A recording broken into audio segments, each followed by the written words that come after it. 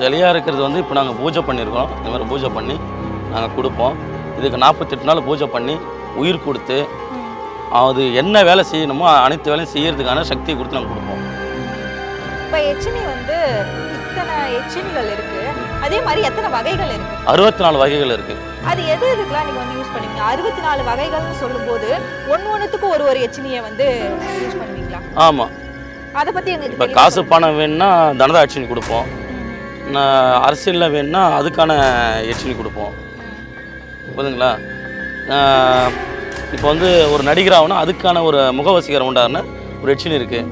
மொத்தம் 64 வகையான எச்சினி இருக்குது.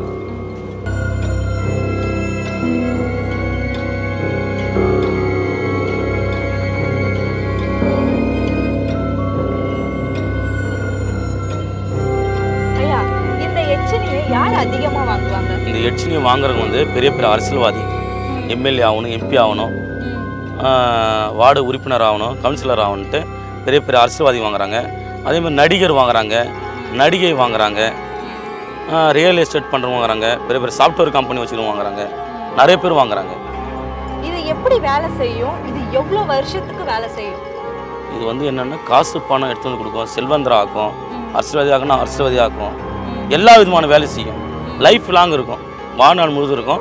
உங்களால் வச்சிருக்க முடியல, உங்களுடைய தலைமுறைக்கு கூட கொடுத்துட்டு போகலாம்.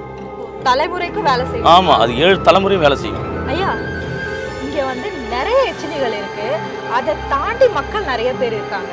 எல்லாருக்குமே எப்படி இதை பிரித்து கொடுக்குறீங்க? இதில் இருக்கிற மொத்தம் 18 எச்சினி. இந்த 18 எச்சினி வந்து 6 மாதத்துக்கு முன்னே எங்கெல்லாம் புக் பண்ணிட்டாங்க.